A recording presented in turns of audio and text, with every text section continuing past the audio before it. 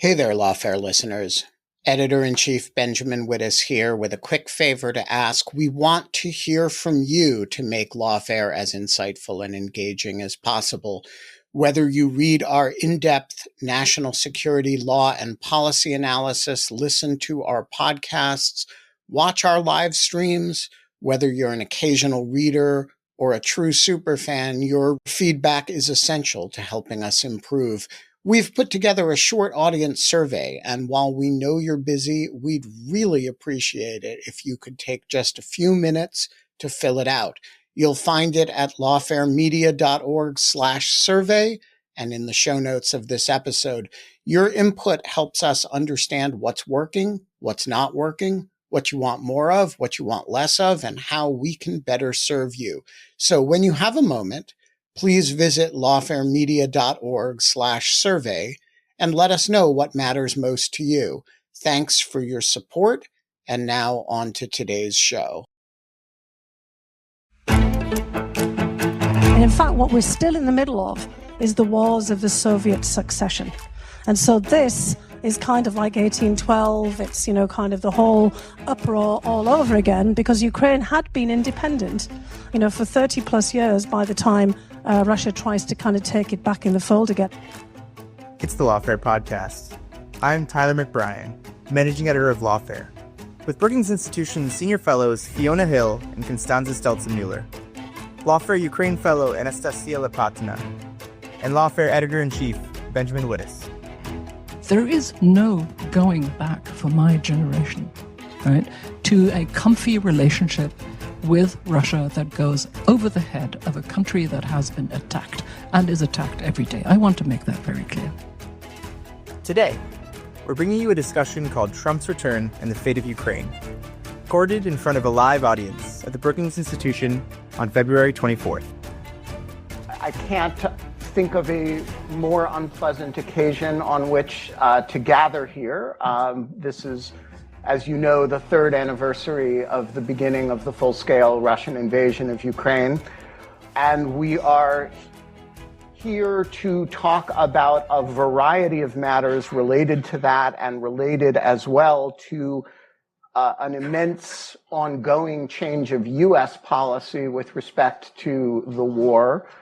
We are also here to introduce a project that we have been working at Lawfare for the last year or so, which we will talk about and introduce, which is a project that we've done with our colleagues at Rodeo on the history of U.S.-Ukrainian relations in the post-Soviet period vis-a-vis Russia. So if that sounds well-timed to the moment, perhaps it is.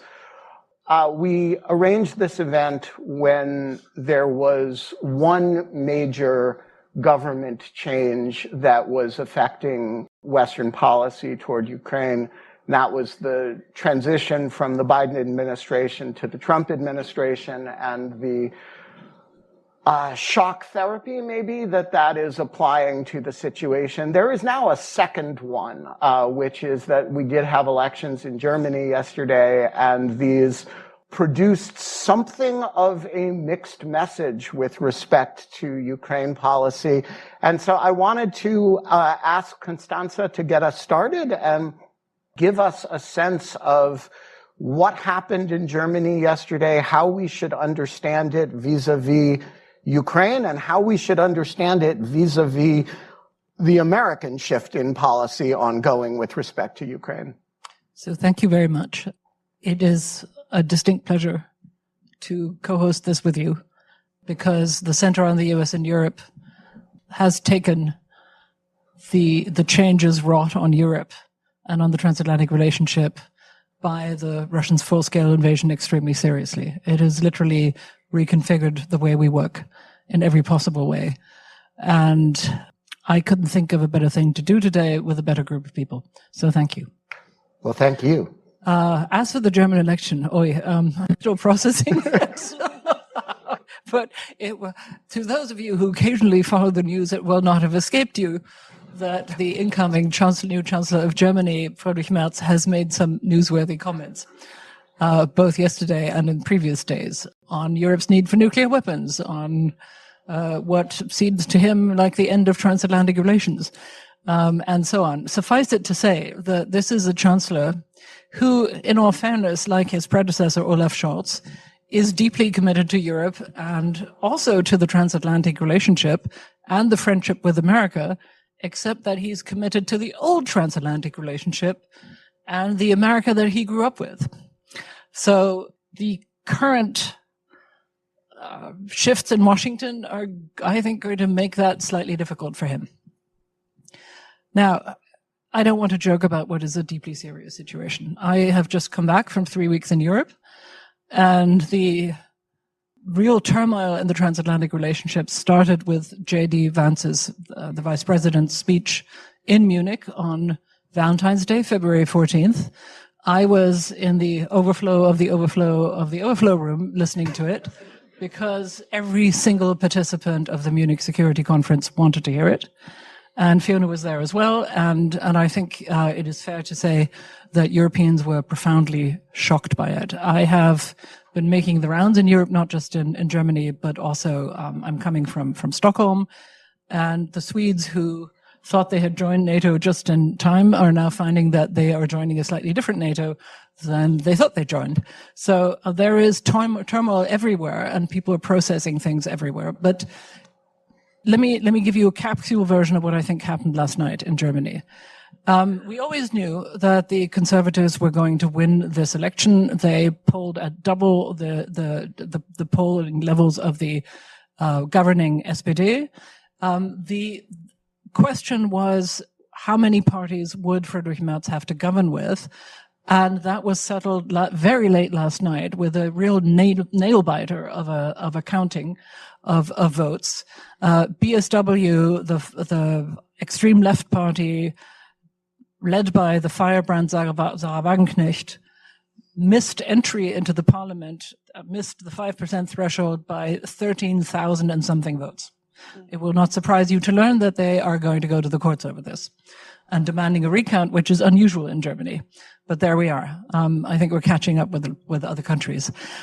So Friedrich Merz, based on that result, and unless it is overturned by the courts, which I have a hard time seeing because we all use paper ballots, it's slightly more difficult to sort of fake results there.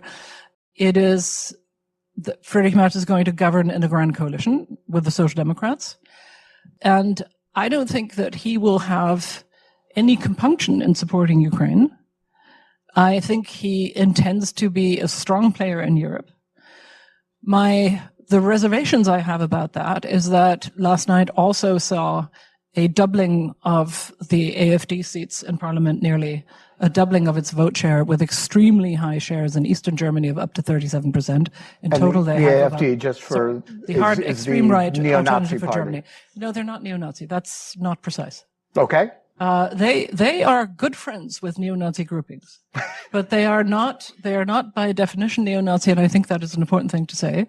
The German Domestic Intelligence Service have determined them to be, in part or in some of the state-level organizations, fully extremist, right-wing extremist. But they have been very careful in avoiding, except for some, fringe figures and one or two of their leaders, in avoiding actual Nazi language. Also, well, forgive me. I say that because it is they are doing this very deliberately and strategically. And it is one of the things that makes it difficult, for example, to outright ban them, which German law would allow, which I'm no doubt the Vice President of the United States would consider yet another suppression of free speech and democracy if that was attempted. But that is where we are. I think Friedrich Merz will be quite constrained by an opposition headed by an extreme right-wing party that will be out to hunt him and that will be out to split his party. I think he will try to reach out to Europe. He will try to reach out to NATO. But I am going to put out there that ultimately I think he may end up being a transitional figure in what is going to be an ever more fragmenting German political landscape. And I'll leave it at that. All right. Fiona, you were also at Munich. Give us a sense of your impressions of where the United States is right now with respect to Ukraine and with respect to European interactions on that subject? Well, thanks very much. I would say it's great to be here today, but I guess for all of us it isn't really, is it? It's quite a depressing, as you said at the very beginning, anniversary and commemoration, especially for Anastasiia and others who are from Ukraine itself. And I think before we, start to do this analysis, we just want to fully process, what Ukrainians have been through during this last 3 years. And I mean, this is an absolute tragedy for Ukrainians. I mean, it's one of the reasons that Anastasiia and others are here. And we have to always remember the human side of this. And I just wanted to say that I listened to Vice President Vance's speech, standing next to Andriy Yatsenyuk, the former Prime Minister of Ukraine, who I happened to meet as I went into the overflow room of the overflow room. I'm not quite sure which overflow room I was in, but there were many. And I did actually try to attempt to intercede on his behalf with people who were guarding the main room to see if he could enter. I tried the old former Prime Minister of Ukraine routine for him, but it didn't work. So he was stuck standing next to me. And he literally turned to me and said he thought he was going to cry after hearing the speech. And this is obviously a kind of a man who's been through, quite a lot. So that will just, put things into perspective. There is a human side to all of this that we must not forget. And I want to, in a way, I'm going to answer your question, but I'm going to kind of flip it around a little bit, because it's what has the United States done to itself in the eyes of Europeans, which was really depressing to, listen to. So I came to the United States in 1989, when there was a complete shift in the Cold War. And I came here with, I guess, starry, rosy eyes. I became a US citizen. I never thought that I would find myself in a position where I was listening to Europeans, and the UK used to be part of Europe, remember, before Brexit, and also, UK and other politicians talk about the United States as an adversary. And that was exactly what started to happen after the Vice President's speech. Because suddenly, it was as if a switch had been flipped. I was also standing next to a prominent member of the German Green Party, whose family were refugees from the former Soviet Union, who's extraordinarily well known.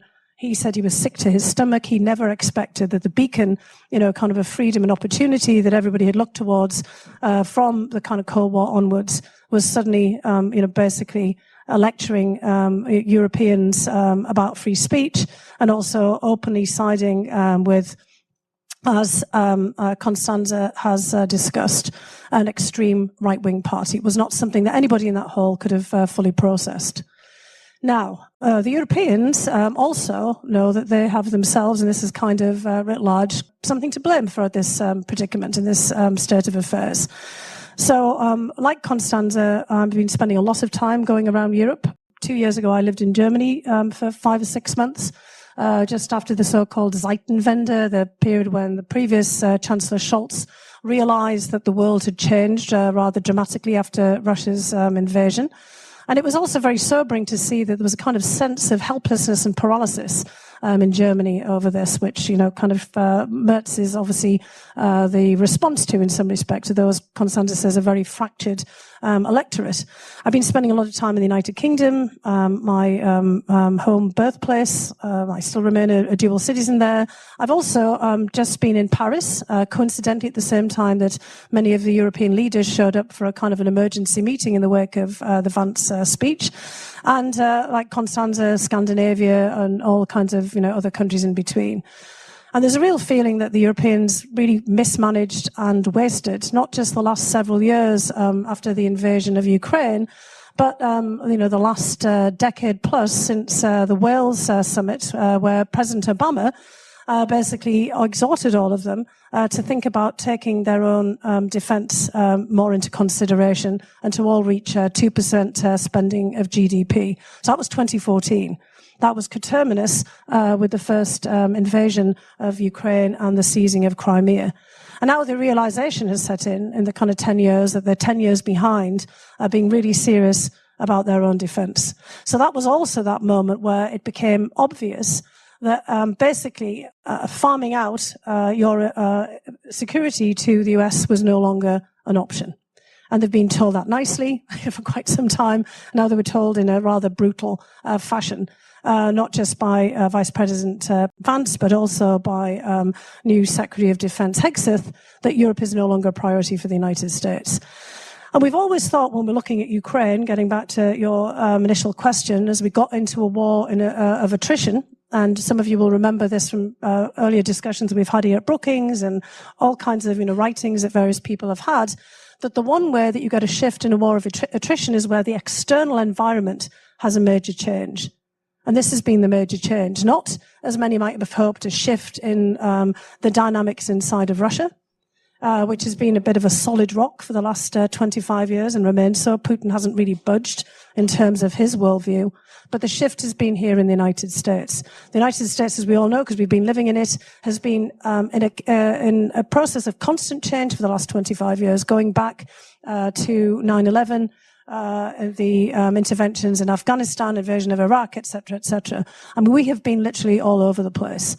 And finally, it's the United States that has changed. And in Moscow, the feeling is the United States has converged with Russia and with Russian views. And that's what shifted the entire dynamic. And so that's actually where we are now with Ukraine.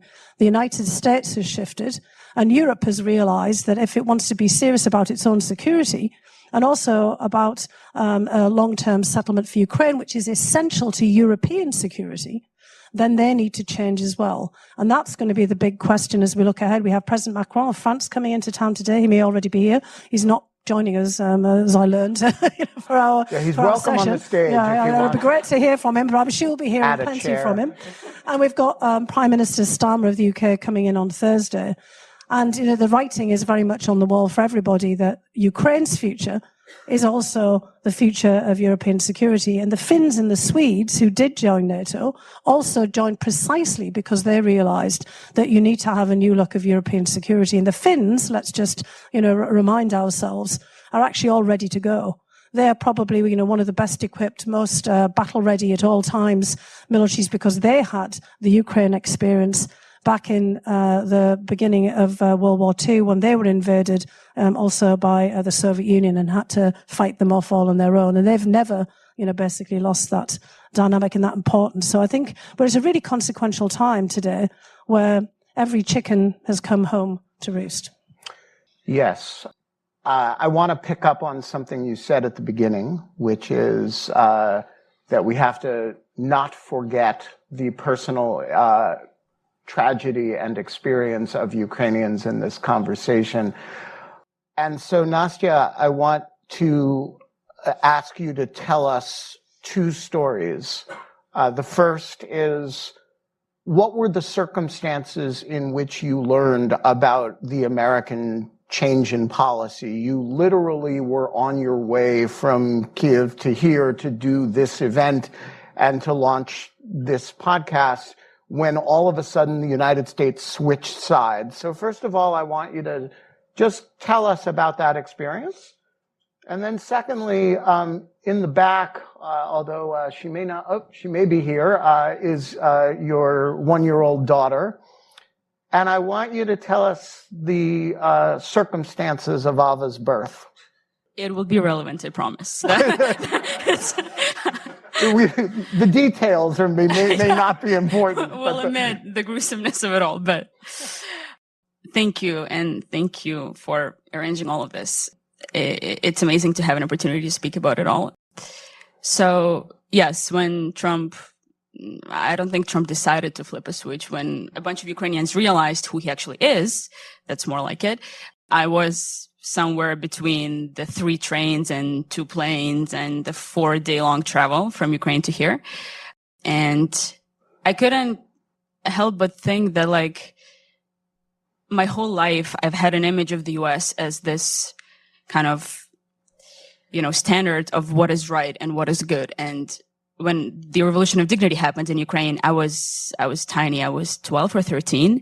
And that's sort of since then I have conscious memory of my life and what's right and what are my values. Yeah, it's 2014.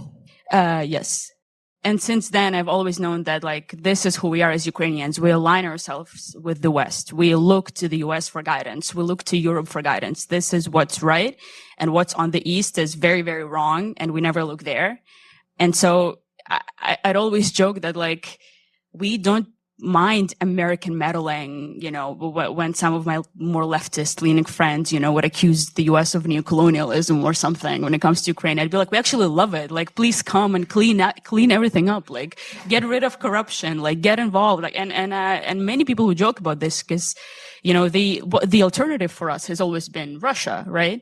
Because the geography really messed us up. We're really stuck in there in between two sides.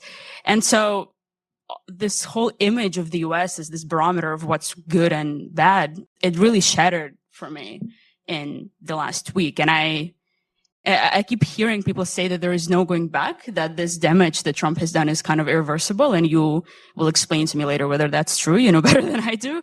But that's just like really depressing because now I feel like, you know, the US is sort of gone and doing whatever it is that it's doing. Europe isn't really doing anything. And as one friend of mine put it, it would be nice if Europe was a thing. Like, that would be helpful. So that's certainly how Ukrainians view it, because Ukrainians, and we'll get to that, have had bad experiences with the US over history and with Europe as well. And so we now really feel like we're once again just like left on our own. And it's really not a position that anyone should be in. And we now don't even have a standard, like, of institutionalism or of values and liberty. Like, we're now being accused of being a dictatorship, which is laughable, right? And so there is this just like prevailing feeling of disappointment that everything I've always thought of as right and good, connected to the US, like, it's all shattering kind of in front of my eyes, and it affects the entire country. So that's just really depressing. So the spicier story about how I was birthed. So my daughter, she's sleeping, thank God. She's very much cooperating with this event, and I'm grateful for it. She was born on December 31st in 2023. And, you know, that's already crazy enough. The whole thing is crazy enough. What's even crazier is that the next day after that, Russia launched one of its biggest ever aerial attacks against Ukraine.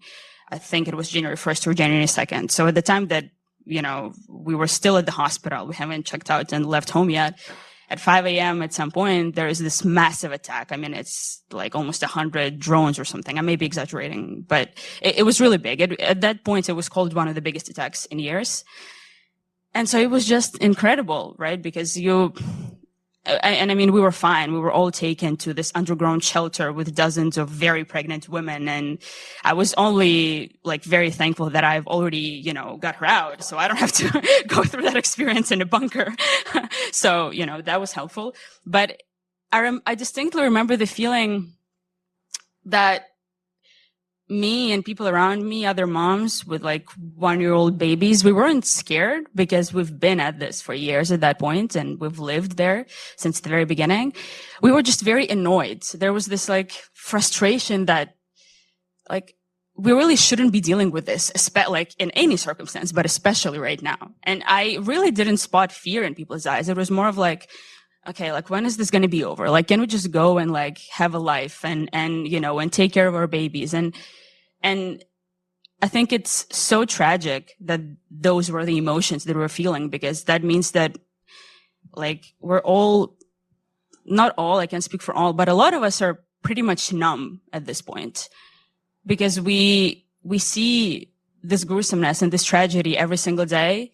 And at some point, unfortunately, even though I'd prefer that we kept feeling, you know, the strongest empathy and the strongest sense of loss, at some point, something in your body on a biological level just adapts, and that just becomes a part of your life. And you end up being in interviews with Iranian drones flying around you, and you're not going anywhere because God bless American air defense, you know, and you know you'll be fine, most likely.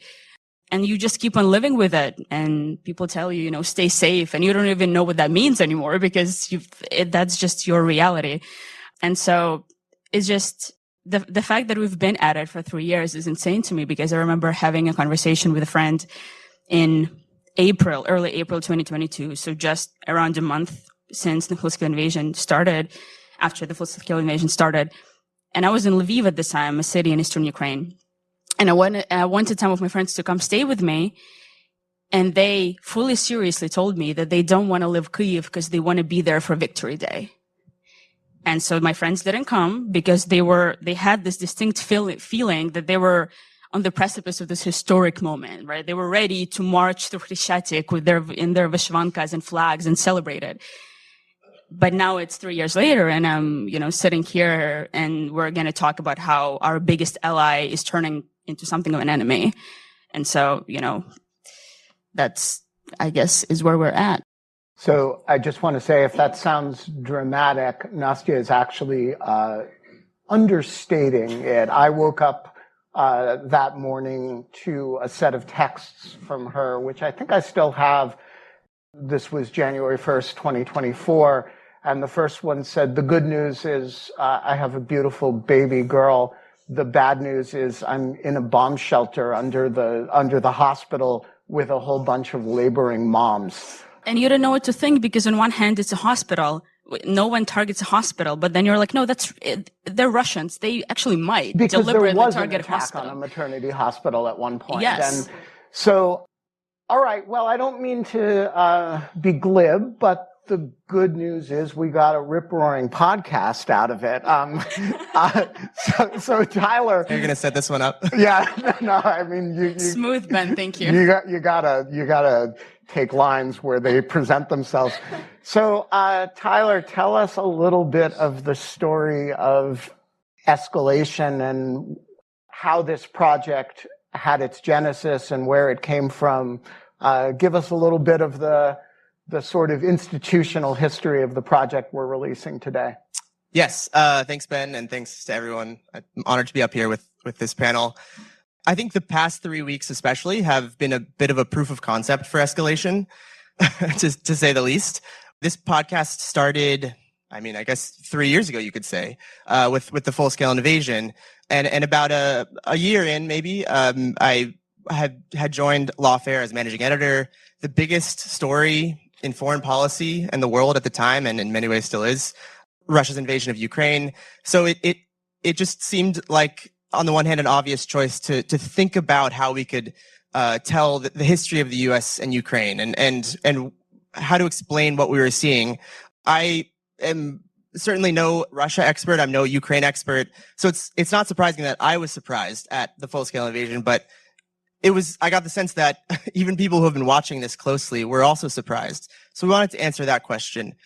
Around that time, I believe, Anastasiia had been doing amazing reporting for the Kyiv Independent, and Ben was hosting a show called Live from Ukraine, and Anastasiia had joined one of those episodes. And what was really important, I think, of that show was to get a sense of what it was like for Ukrainians in Ukraine at the time. I think this conflict especially has been the victim of a lot of misinformation and revisionism. And so a podcast that really lays out the history of the U.S.-Ukraine relationship, we felt was so important to set the record straight. And I'll just say one more thing, that working with Nastya over the past year, I think you got a good sense of how it was a really healthy dose of perspective every time I was maybe feeling tired and trying to finish up an edit or something. And it was quite humbling then to have someone on the other end of Zoom who is 8 years younger than I am, has an infant, is under bombardment, is in an air raid shelter.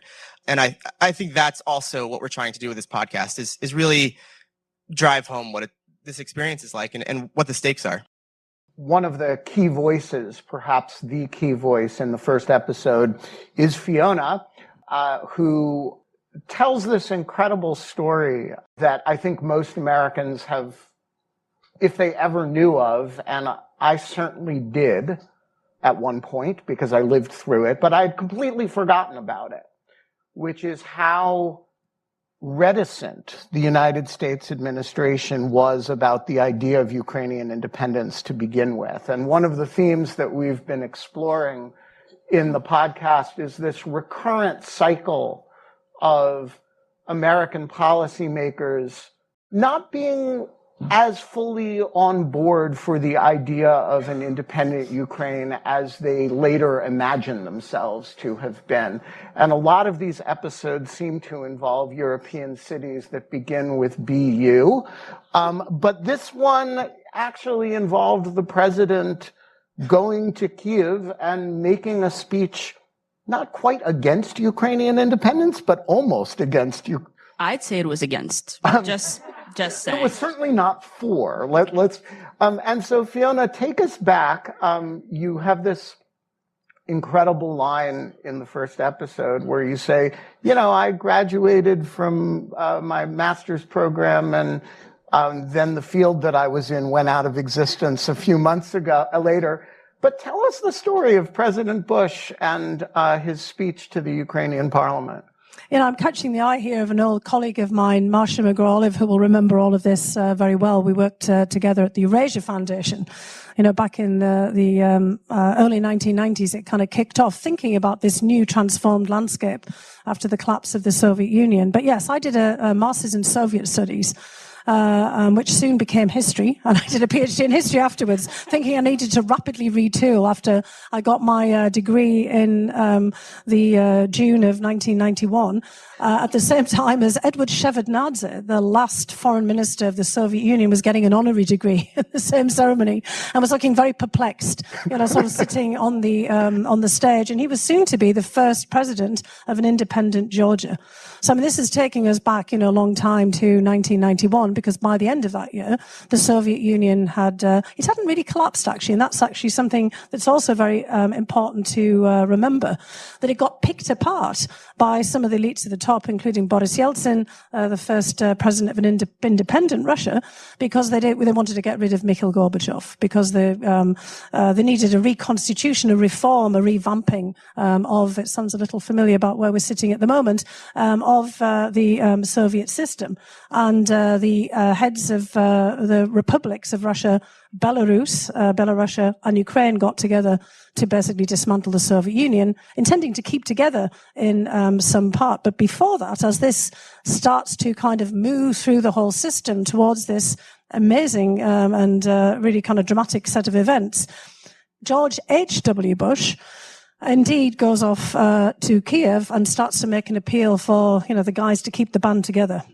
And it's very interesting to think back on this. Next year, of course, is our 250th anniversary of the US's own independence, sloughing off the Mad King George and the United Kingdom. And it's quite remarkable to think where we've come in 250 years if we start to think about what that anniversary is going to look like next year. And yet we've had a hard time, despite the fact of being a revolutionary power, a power that's fought for its independence, of really kind of going along with others when they've come to that moment as well. And I think that's because in the meantime, the United States started to become something of an imperial power itself over time. After being helped by the French to keep the Brits, out of the picture again, during the whole period of 1812, etc.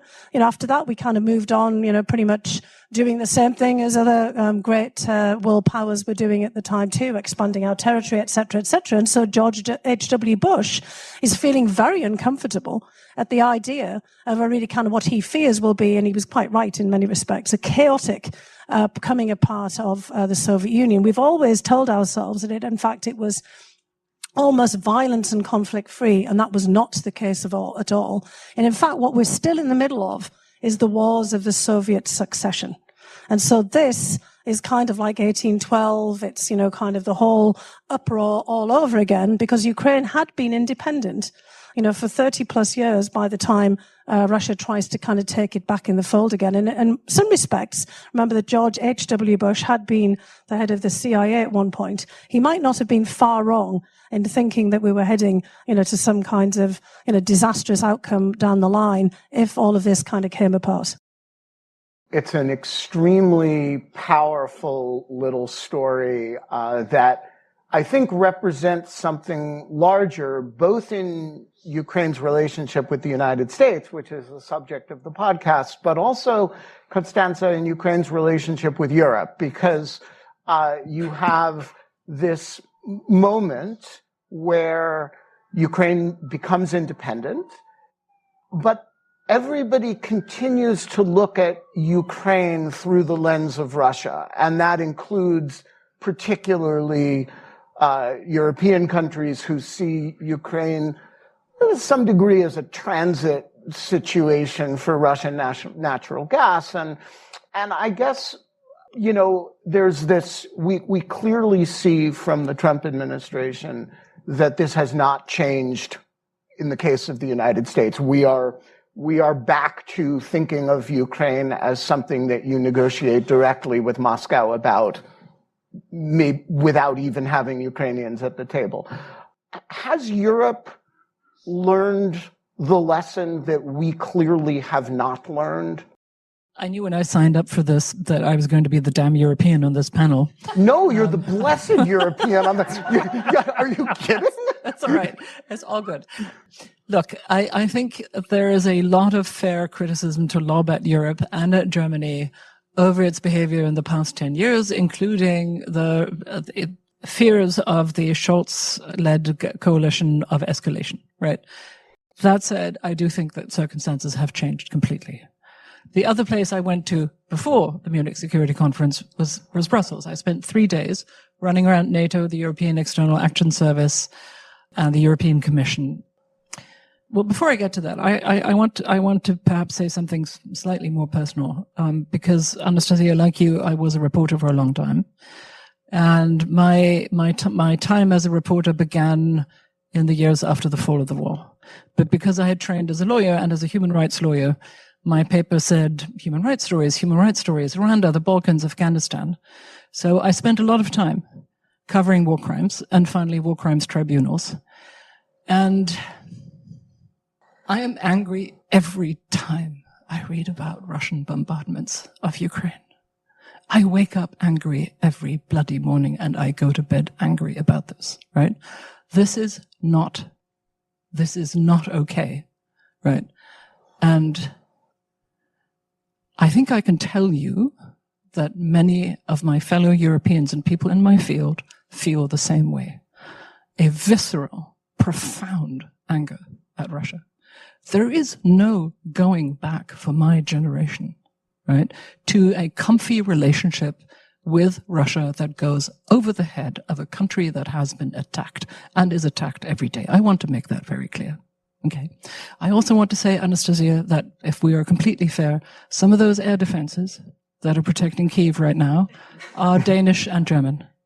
Yes. Right? And exactly. Norwegian. And yes. right. And so, and if you look at the numbers, we have the President of the United States currently telling us that we don't do anything for Ukraine financially or with military support. I think we all know that if we look at the numbers, those tell another story.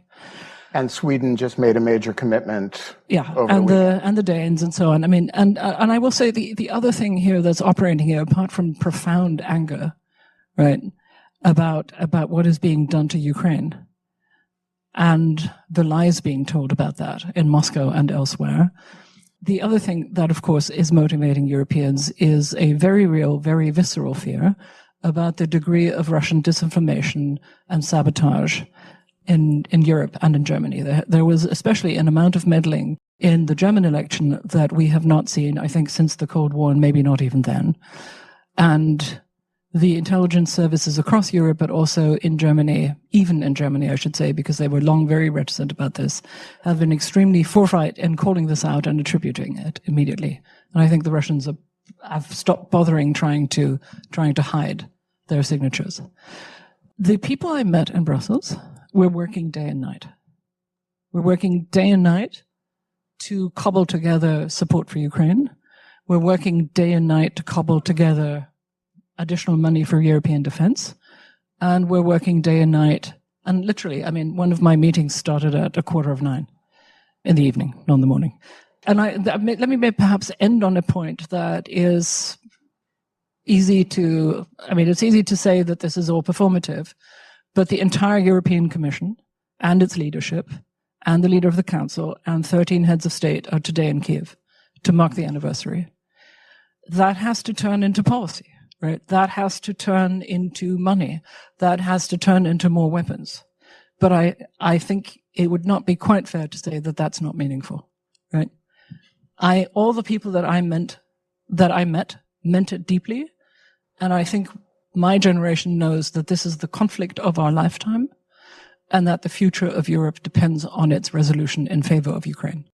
I'd just like to add something important to what Constanze said here, because although it might not feel it from the United States, and the further obviously you get away from Washington, D.C., it definitely doesn't feel it. And over the last 3 years, I've spent a lot of time going all the way around the country talking to audiences about why Ukraine actually is relevant for the United States, not just because of Ukrainian Americans, but, because of actually the dependence that America has had on the larger international system that was really rooted in the Transatlantic Alliance, and how we've actually prospered from it over this time. And again, we've kind of forgotten all of that as time has gone on. I mean, in the UK, they forgot about why Europe was relevant and, very blithely voted for Brexit, for example. So it's not unheard of to kind of, lose the plot over time and forget about where things are. But in Europe right now, people know that they're under siege from Russia all the time. So as we're sitting here talking, an inquest has been going on in London about the death of Dawn Sturgis. It's not probably a household name here, but I'm sure that some of you know who she is. She is the woman who, very unfortunately, was killed by Novichok from the bottle of perfume that the Russian GRU, the military intelligence, discarded in a charity donation bin that her partner found and brought home, and they spread this perfume on each other, discovering, in fact, that it was a deadly weapons-grade nerve agent that had just been used to poison a former Russian spy, Sergei Skripal, and his daughter Yulia in the town of Salisbury. Now, the only reason this was uncovered is because the UK has a facility near Salisbury, Porton Down, where they, a bit like we have in Frederick, Maryland, where they can do testing for nerve agents, biological and chemical weapons. So only 8 countries knew that this Novichok even existed. So it was by chance that this, actually happened there, and it was able to be revealed. And this is only one, of course, of assassinations that have taken place on British soil. There was Alexander Litvinenko, who was poisoned by polonium, a radiological agent, so the first dirty bomb that was used on British soil, and also spread polonium all the way around the United Kingdom. There's lots of evidence of intervention in pretty much every European election.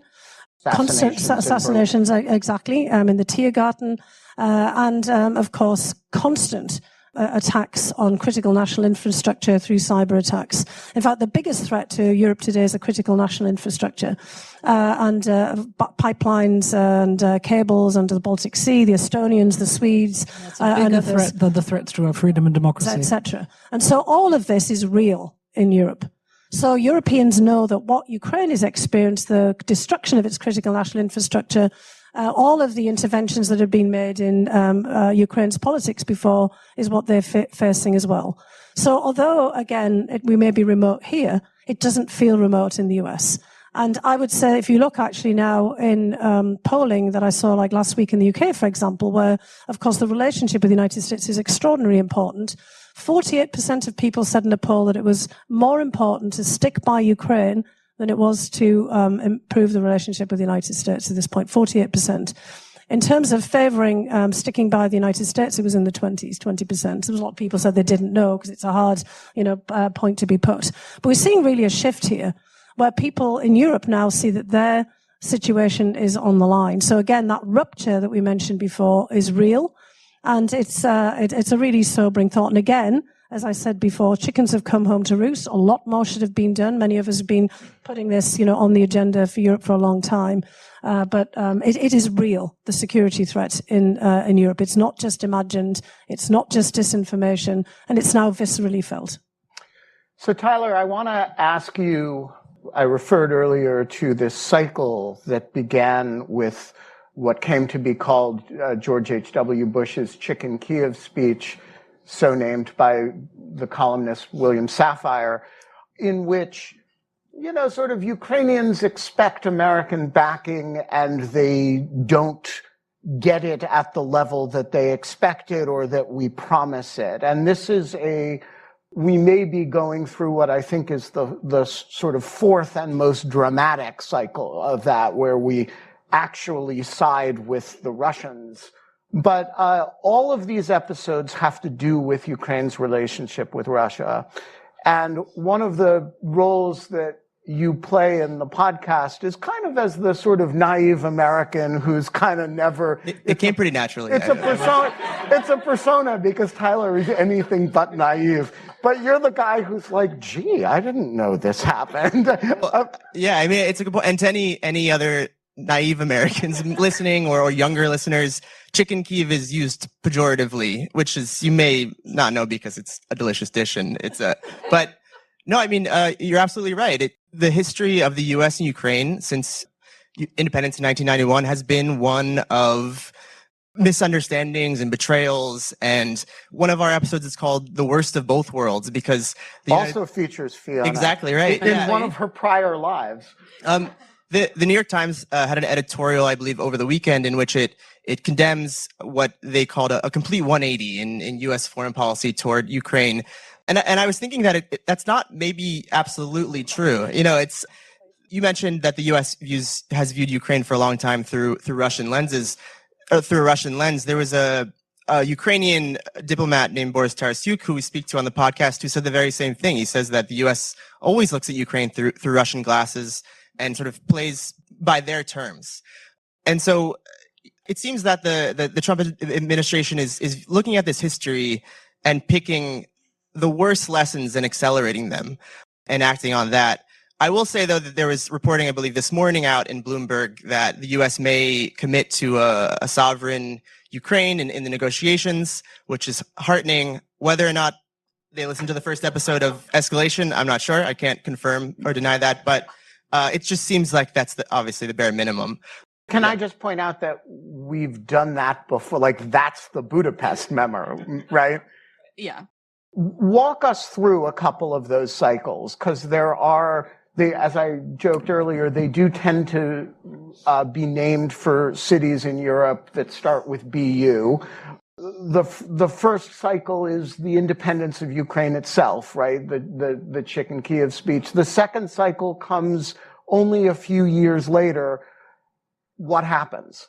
Right. So I believe you're referring to the Budapest Memorandum, which I think maybe a few years ago, you ask Americans who are very well versed in foreign policy and in U.S. foreign policy history it's not a household name, let's put it, but in Ukraine it very much is.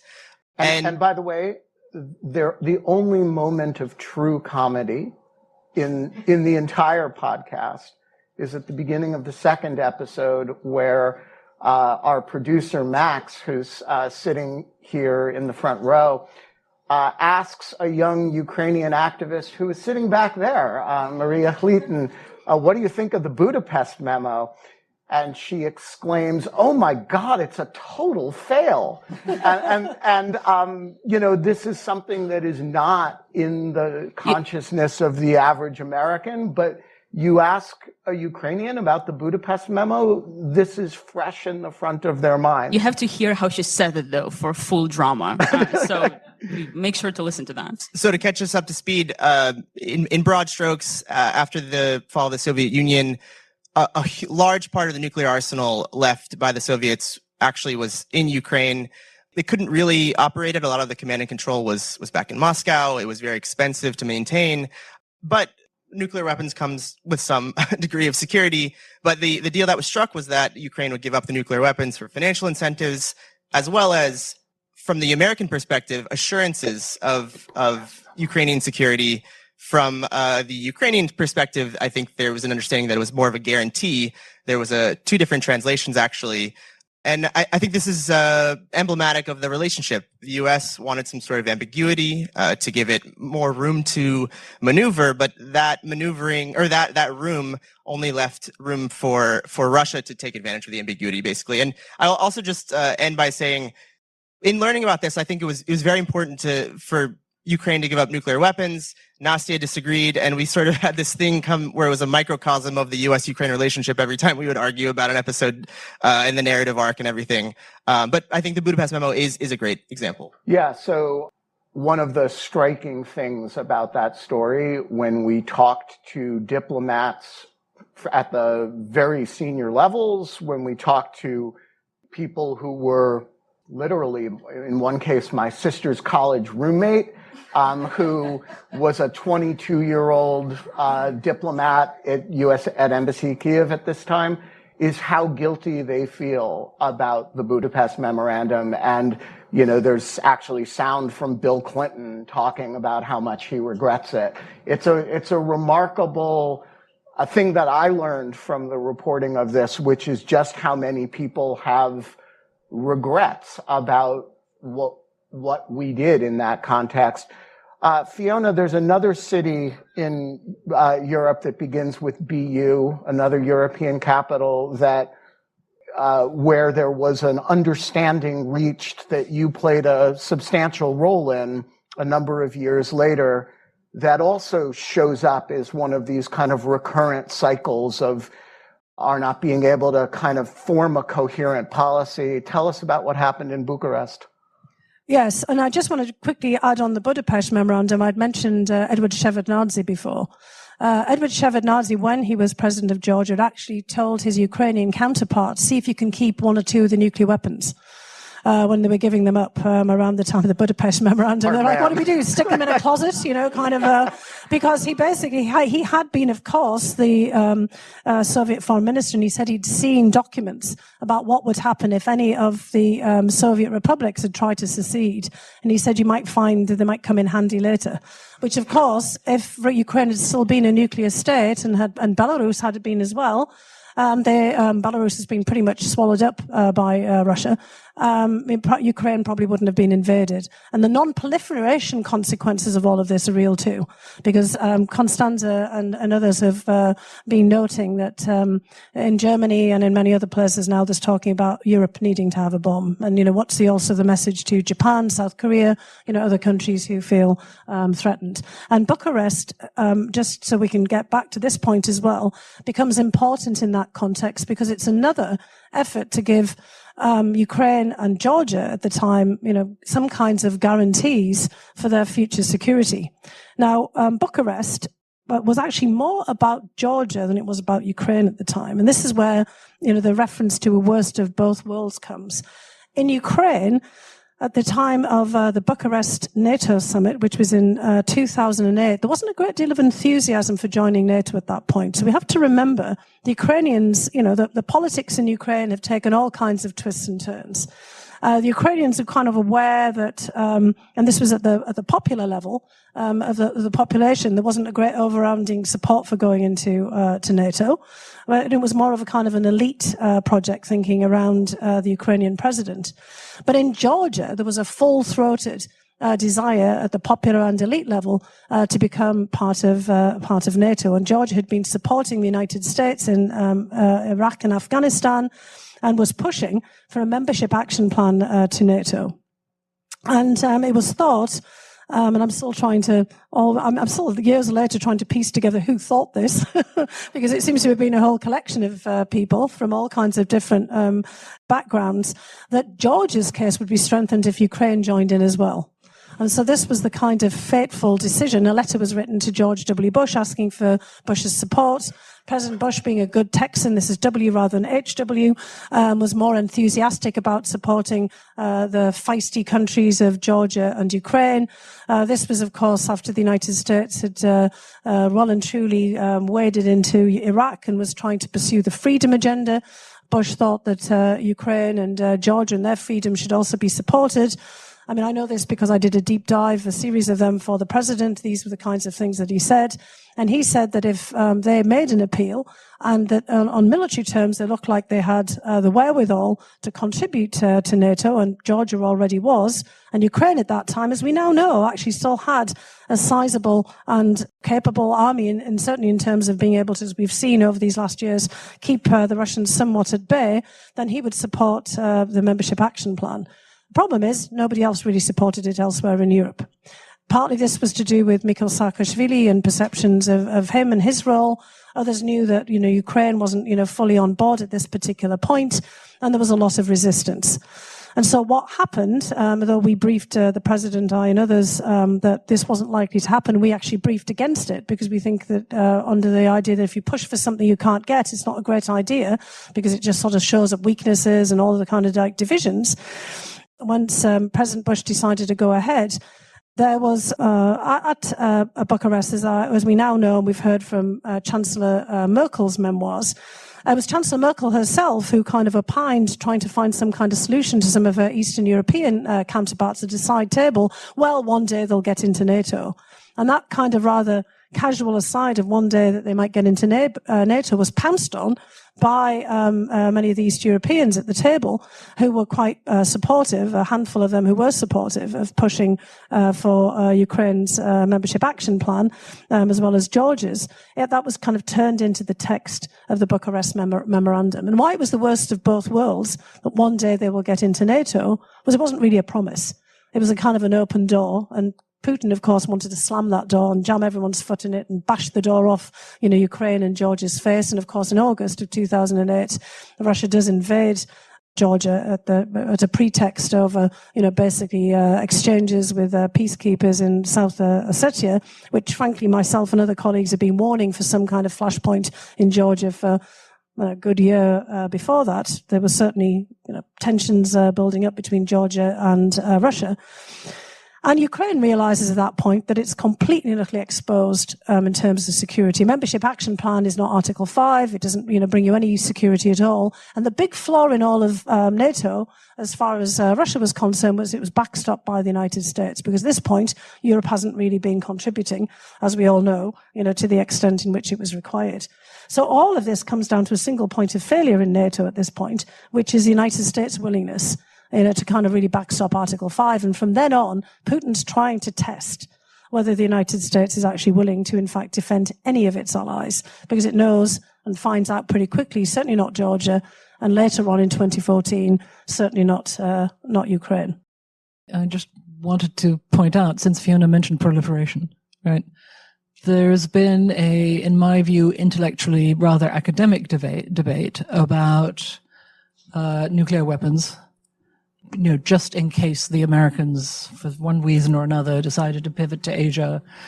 And that academic debate has just gone live with comments by the incoming chancellor before the election saying that and in response to the speeches by Secretary of Defense Hegseth at NATO and at the NATO ministerial in Brussels, and then by Vice President Vance in Munich, that Europe was going to have to develop its own nuclear deterrent, that would mean that the French and the British deterrent, which is per se not enough to replace the American deterrent, would have to be expanded, and Germany would have to somehow join in that.